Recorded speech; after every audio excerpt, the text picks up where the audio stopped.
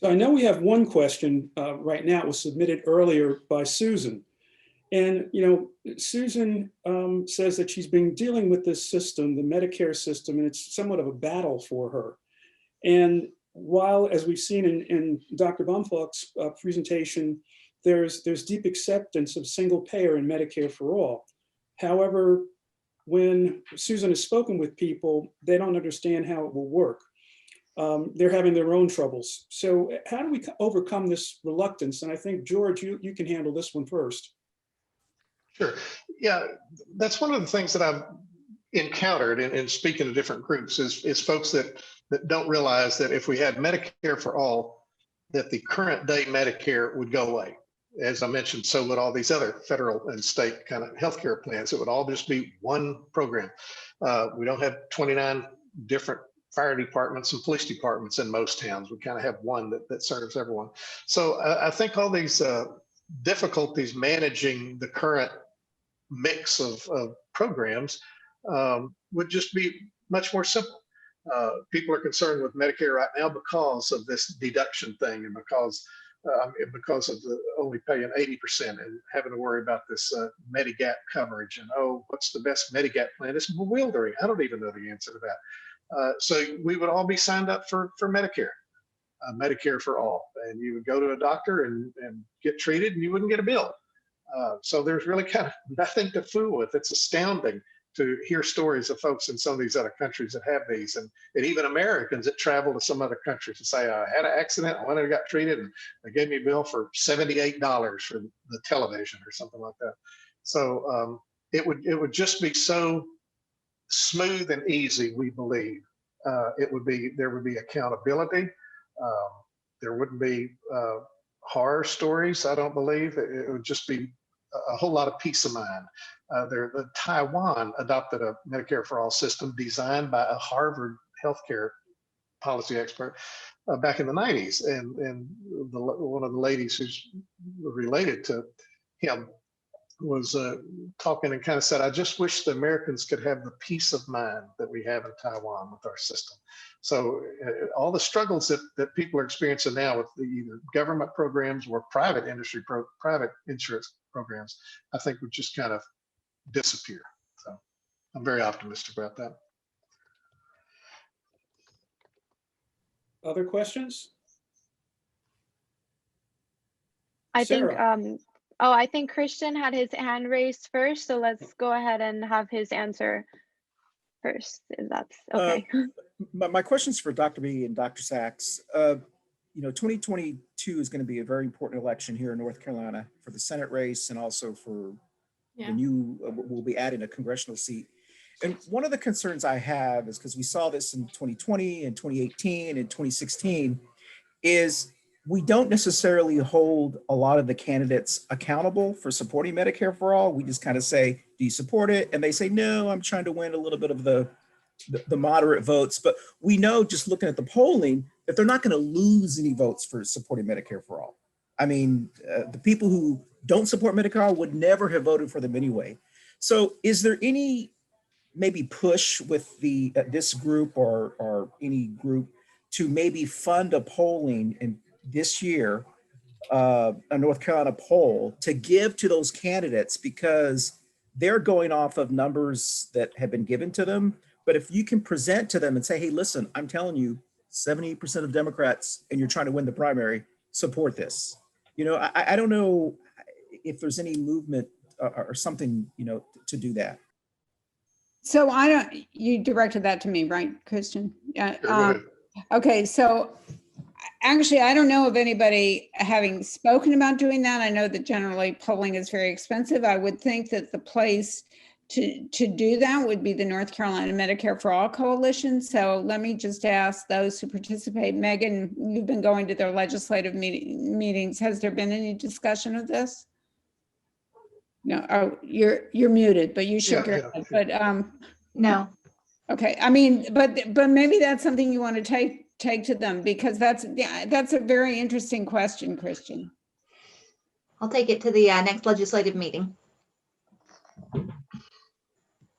Good point. I think, go ahead. No, go ahead. I see that Sarah? Sarah Friedman has her hand up too. I didn't know if you saw it. I have two questions, Dr. Sachs. In your talk, you mentioned many of the obvious reasons about why in the Black and brown communities there are more instances of the virus. But one of the things that you didn't mention was the underlying cause of poor nutrition. And I think that that kind of is a basis for much of what happens throughout illnesses. I think that's a great point. I mean, I just, as I said, there are a lot of things that could, there are many things that could be mentioned, and that certainly is one of them. And that's, you know, I also didn't mention that would be a risk of segregated housing, that segregated neighborhoods have more food deserts and less access to good nutrition, and nutrition is important to health. So yes, that's one more. And probably we could list, you know, a lot of other factors that I didn't even mention, but thank you for bringing that up. And another was in housing. The Black communities, of those Blacks who did own homes, there was the gentrification.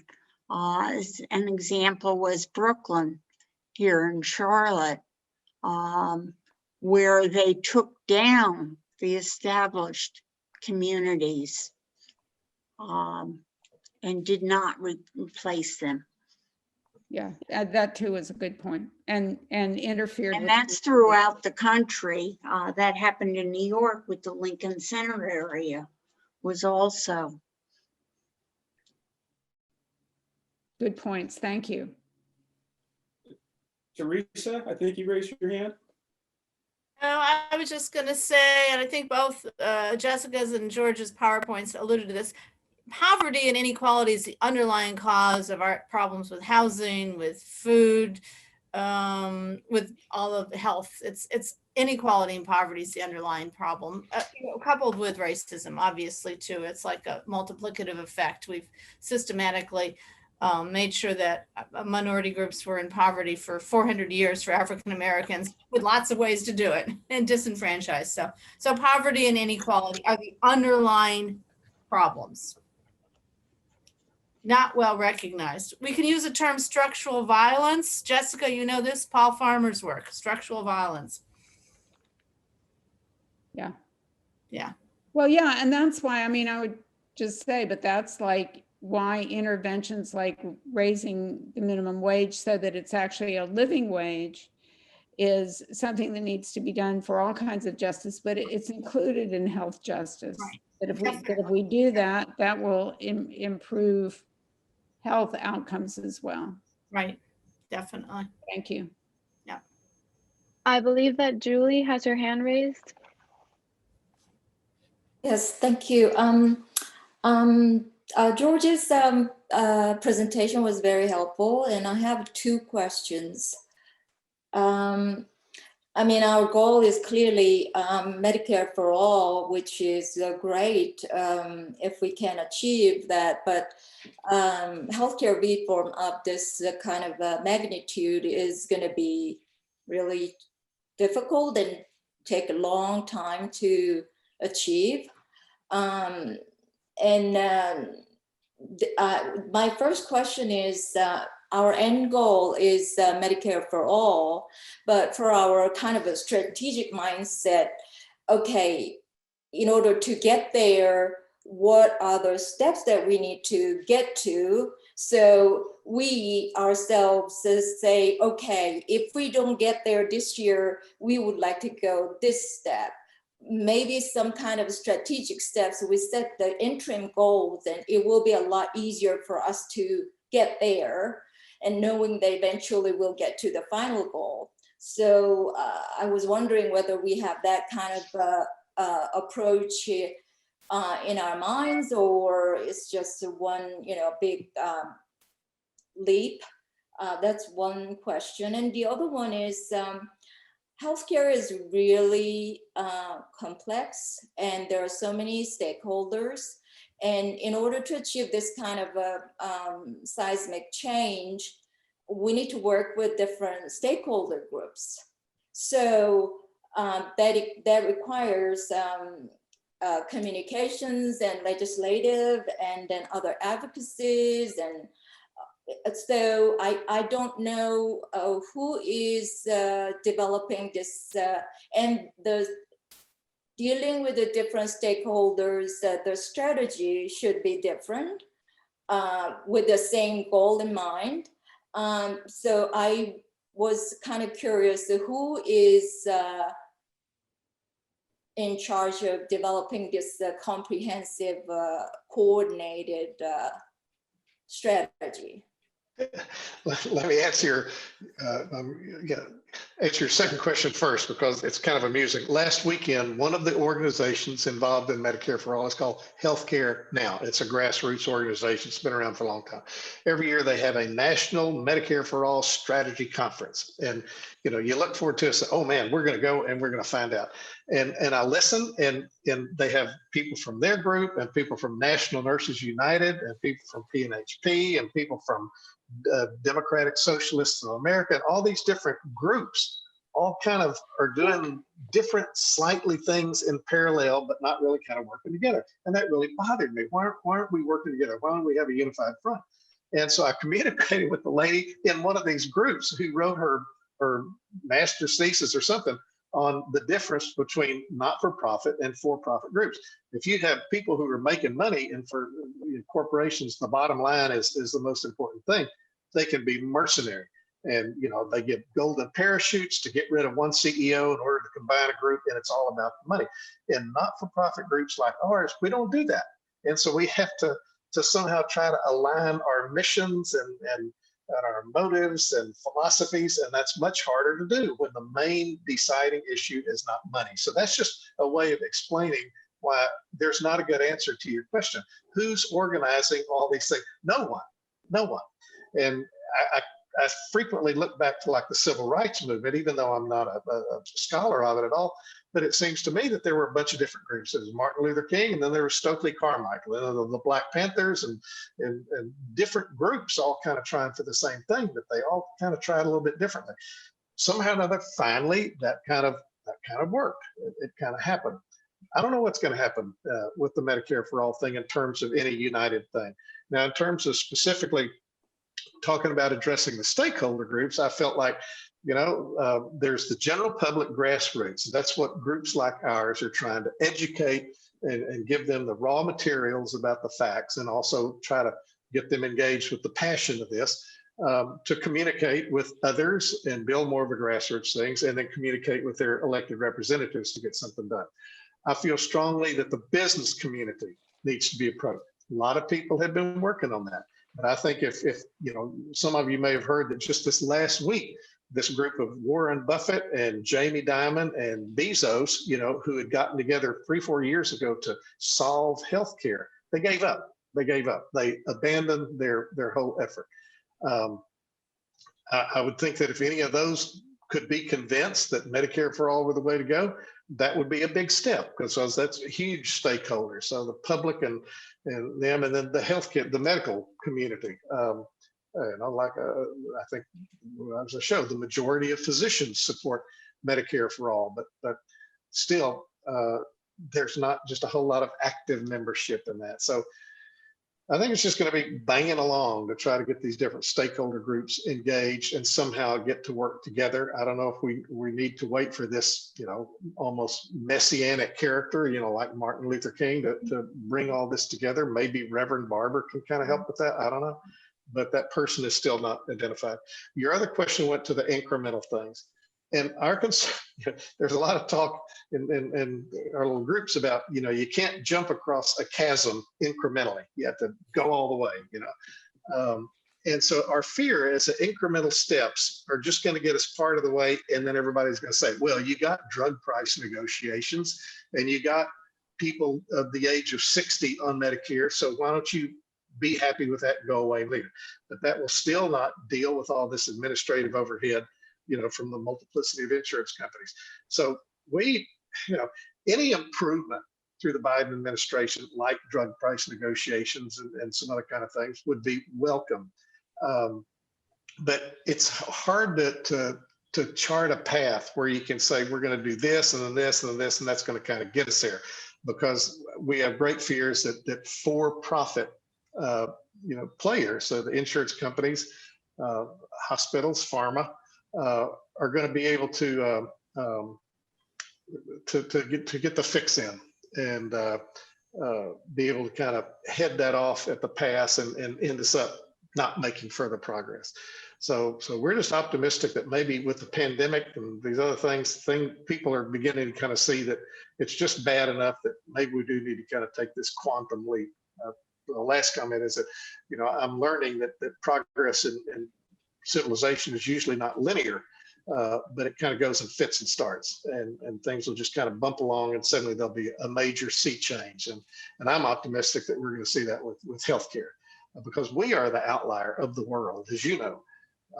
And so one of these days, I hope that most of the country will wake up and say, why does everybody else have all this great healthcare system and I still can't afford to go to the doctor and get my prescription filled? So that's my thought on the incremental thing. So thank you.